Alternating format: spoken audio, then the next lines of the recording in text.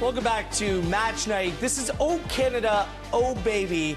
Yep, Jesse Marsh's back line has been, well, decimated to a certain degree with Davies, Bombito, and Johnston all out.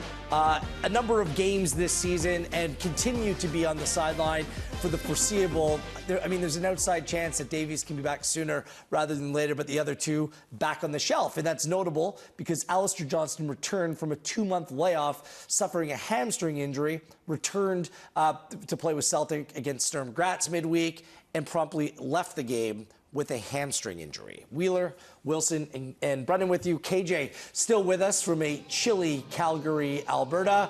KJ, a tough blow for a really good player and a really good guy. You've been in touch with Alistair Johnston.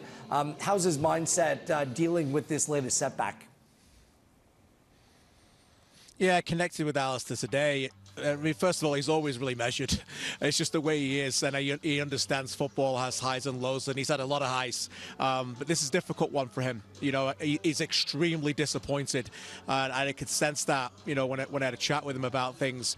A lot of it is down to Canada, and he's not just disappointed because obviously missing Celtic games is a massive thing, but with that Canada window in November, throughout the rehabilitation process, that was the drive. That was really the aim for someone like Alistair to get back. He's missed 2 camps. He's not used to missing any. And he said to me that, that next camp now being in March feels so far away that he just feels like a little bit of a missed opportunity. So he's going to do whatever he can from Scotland to stay in touch with the Canadian team, do whatever he can to support them and continue to be part of that discussion, even though he's not going to be in camp for the window in November against Ecuador and Venezuela. He also said to me, too, that he doesn't really know yet the severity of the injury. It's in the same place, but the scans haven't shown up yet because of the level of scar tissue there. So we'll just have to wait and see. But a crushing blow for Canada at the moment, but hopefully that he takes the time now. I did think that if there was another window, say in January or December, that he was rushing to get back for, at least now he can take that time. Someone who's played a lot of football over the last 2.5 years, take that time to get fit and healthy and then be number one, obviously, at that right back position for Canada come March. That's why I want to turn to these guys. Hamstrings. Like, they're unpredictable. They're frustrating. Yeah. This is what alarmed me. Just Joe Blow over here in this country. Initially, he was diagnosed as a 3-month absence. Yeah. He came back after 2 months.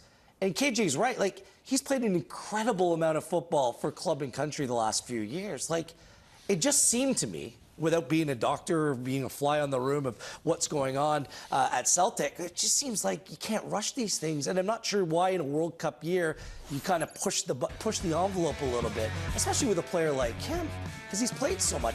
That's just me as an outsider. I'm just teams, club teams, because they pay these players big salaries and they want bang for their buck, and they're high-pressure environments. This is why players like him, in my opinion, are overplayed to a certain degree. Yeah, look, it's a funny thing too with the hamstrings and even pulling your thighs, and when you know your body, and when you're sitting down with the physios and they're talking to you and you're getting your scans and you're getting your treatment, you're building up your muscle again. Sometimes you feel okay, and then you get out there and you start running, and then all of a sudden you can feel like a little pull, but sometimes it's not the muscle, it's actually just the scar tissue that's built up around it, which now you got to get back into it and get those fascia releases.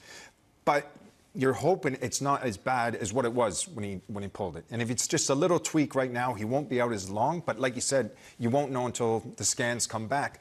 But there's nothing worse as a player than sitting on a bed, trying to get fit, getting healthy again when your teammates are out in the field and they're performing week in and week out, and you kind of feel left alone, you feel isolated, don't you, Jordan? People don't talk about the disconnected process, right? Everyone's going out, they're putting on their boots. If it's rainy, they have all their rain gear. They're saying, all right, and Alistair Johnston's there on the medical table doing that work. I also think, too, you could be ready physically when you're doing training, you're doing all the tests, when you got to do running. And then you're playing a match where you're testing your body to full limit and you reach for that ball, or you have to run back, or you turn quickly. And you're like, you can't replicate those, or you can't duplicate those type of situations or movements. Right. So it's so tough. You could feel mentally strong and come back 2 months, but then there's just that ball you reach for and it goes. And that's why those type of injuries, groin, hamstrings, they're so tough to track. KJ, before we let you go, want a final word on this? Yeah, I would just say, as the guys know a little bit more about injuries than I do, ultimately, I think the time now is for just Alistair just to recover. I know how Nico Segura's performed really well, but Alistair Johnston, I think, has enough collateral in the tank and in the bank, to say that, look, I think most people expect Alistair Johnston come June 12th, if he's fit and ready and 100%, he's starting right back for Canada. So he wants to get back because he wants to be involved in the team. But much like Moise Bombito, take the time, and once you're ready, you'll be in that back four at BMO Field come June 12th. Good stuff, KJ. We'll see you next Sunday in Hamilton. Safe travels back. Christian Jack reporting live from Calgary, Alberta. So that was the big news pertaining to the Canadian men's national team this week. But other news pertaining to another men's national team player via the rumor mill. Josh Cloke of The Athletic reported there could be potential interest from Toronto FC in potentially signing Maxime Crepeau, who's now going to be leaving Portland Timbers. He's out of contract at the end of the year. Does a move like this make sense for you, Jimmy Brennan, both from a player's perspective, but Toronto FC in a club perspective as well? Look, I like Max Crepeau, and if he did come to Toronto, I think it'd be a good signing. Now, we don't know what's going to happen with Sean Johnson. There might be renegotiations as well, and try to figure out his contract, maybe on a less salary, and get him in. But, I mean, at the moment, with Max, he's got to be somewhere that he's playing. He has to be playing first-team football. He can't be a backup somewhere. And I think he's just got to look at his position right now and find the right fit where he's going to enjoy his football and get himself prepared for a World Cup. What about for you, Jordan? I think it could be the right fit. I also think, too, I know Toronto FC, when you look at what Richie Larea and Jonathan Osorio, probably need someone else as well that is national team ready. And I think with his profile and like what he encapsulates, I think TFC would... I think it could be a perfect marriage, but yeah, Jimmy, you know better than me. It's all about getting the right pieces in the right time. I have a couple thoughts on this. One, I've been told for quite some time, it's always seemed like Sean Johnson's going to end up in Atlanta. That's what I've heard. So this doesn't come as any surprise to me. I think that Sean Johnson played really well last year. The seasons before that, he struggled. But TFC have to learn from their past mistakes. And signing Sean Johnson, I'm sorry, was a mistake at an inflated salary. In Major League Soccer, guys, you just don't need to spend big bucks, big money on a goalkeeper. You need that money and flexibility, something that TFC didn't have, to address a number of different positions. They've cleaned house. They have flexibility, and they need to spend smartly here. Luka Gavrin needs a chance. If he's not going to be your one, maybe he can be your 1B.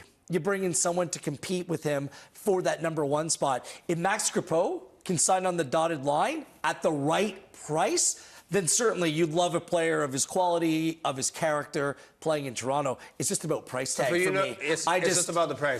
The price more so than anything else. You just cannot overspend at that position. More than just fair. don't get bang for your buck. And honestly, I want to see Luka Gavrin play more. Yeah. I think he's got something quality about him. He's been playing behind Sean Johnson, a very experienced goalkeeper. I think that it's time that TFC gives him at least a potential look and bringing competition.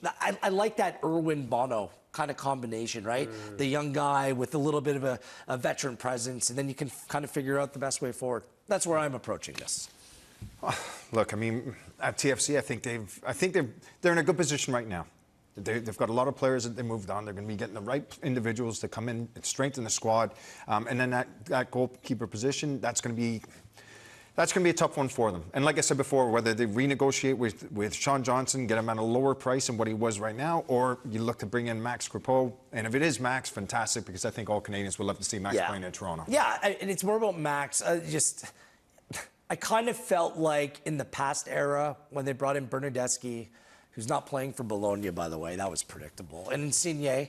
Then there was the marketing element. Okay, we got these two Italian players, and then we're going to bring in a bunch of men's national team players. They overpaid for Marc-Anthony Kaye, and oftentimes these national team players, I don't think that they make the team any more of a draw. Like, I don't think that there are fans in Toronto clamoring for a men's national team player to go and support the team and justify the price. I just don't think that is the case. If he's a good player and it makes sense from a cap perspective, that's how decisions need to be made. This can't be a World Cup goalkeeper is playing for TFC. Like, it doesn't do it for me. Does it do it for either one of you? No.